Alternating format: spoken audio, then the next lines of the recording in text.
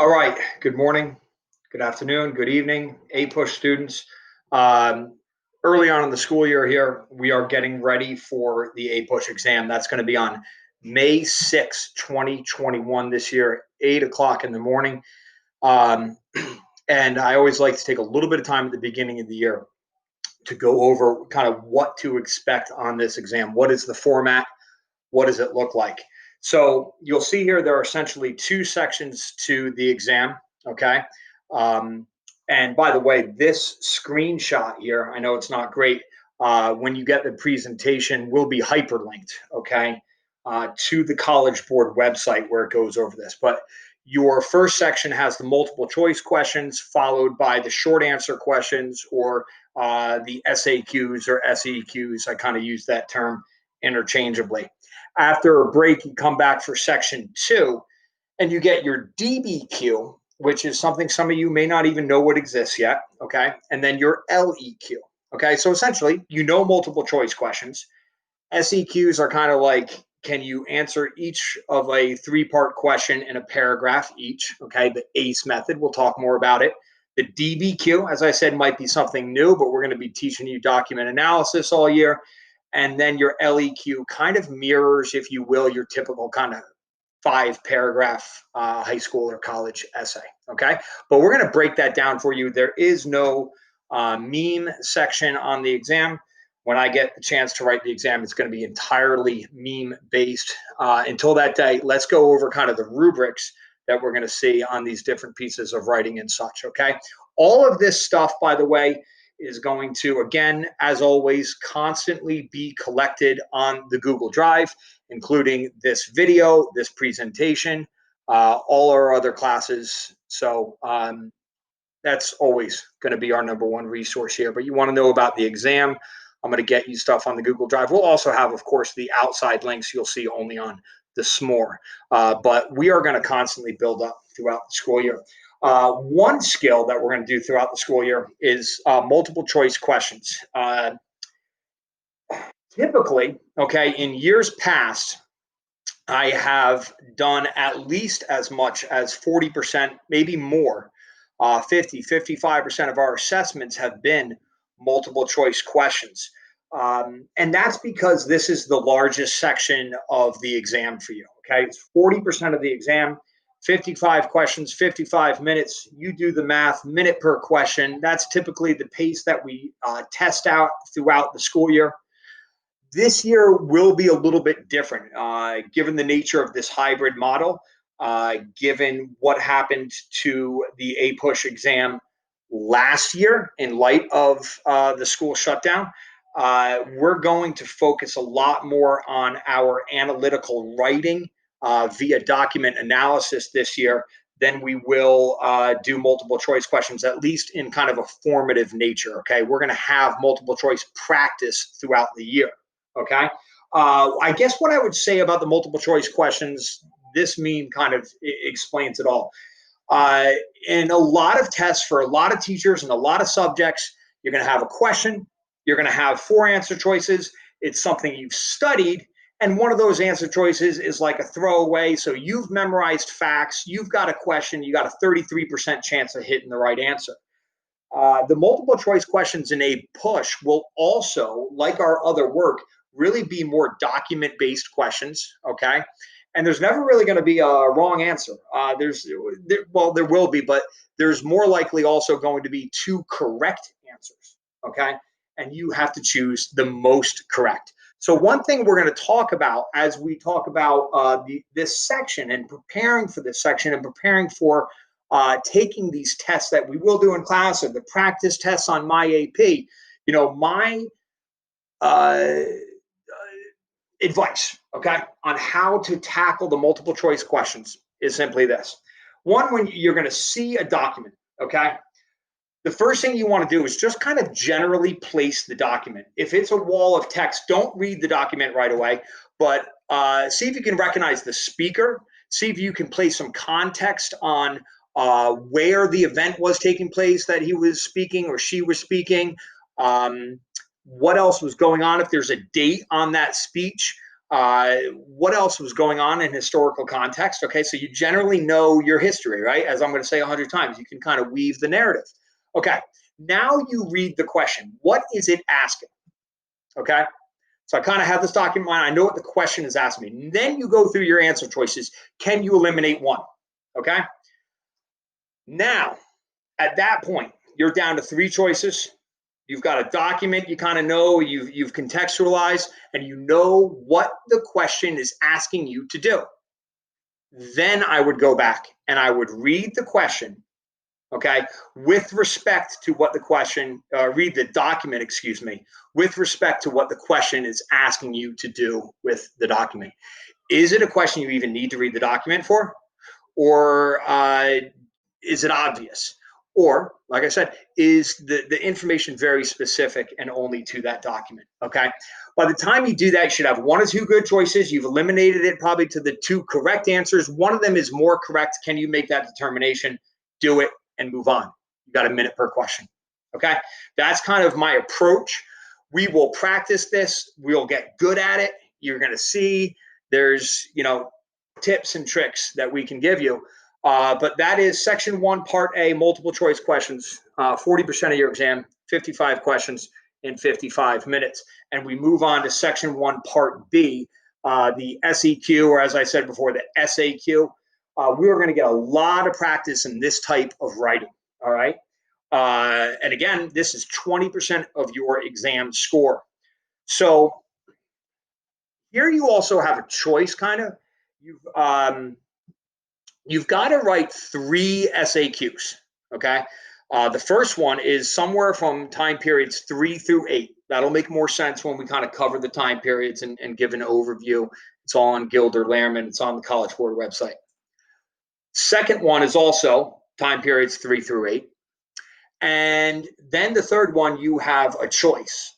Early kind of American history and modern kind of American history, okay? But you're going to be writing 3 essays, and you'll see in 40 minutes. So that gives us about 13 minutes per essay, okay? So we want to maximize our efficiency during that time, and the strategy we use to do so is called ACE, okay? We're going to ACE the essay. Answer, cite, explain. So we attack the question in our very first sentence. There's no doubt to our reader what our response is, okay? And making that response, kind of accurate / historically defensible, right? That's the first thing you have to do, okay? And again, this will be a 3-part question, and you're acing 3 different times. So my first ACE paragraph is addressing part 1 of the question. My first sentence is answering, boom, part 1 of that question. I answer the question explicitly and in the first sentence. Then I cite historical evidence. By cite, we don't mean cite a textbook or an author or something like that, okay? I guess you could if you have a really good source off the top of your head, but you are providing factual historical evidence meant to support your answer, okay? And where you explain it is now you explain how that evidence supports your claim or your answer. Okay? When you do that for the first paragraph, boom, move on to the second, and then to the third, and then to the next question. Okay? So you're looking to kind of read the question, digest what kind of your response should be, and then you've got about 4 minutes per probably a document, maybe, or per paragraph, all right, to do your response. And you do it again and again and again, and you are halfway through the exam, okay? We'll talk more about this rubric here. You can see the screen grab and what it says, okay? But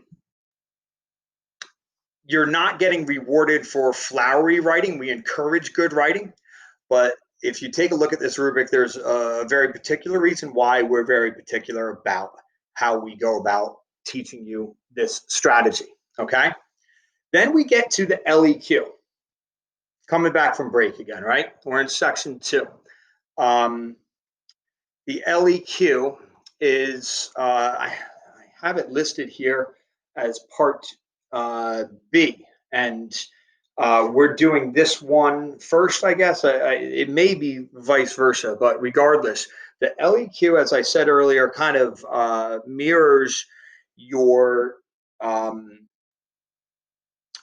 classic 5 paragraph kind of college essay, right? You kind of have you're given a topic or potentially a choice here. You've got one LEQ to write. You've got early, mid, and later American history. The time periods again are through College Board. They're up on Gilder Lehrman.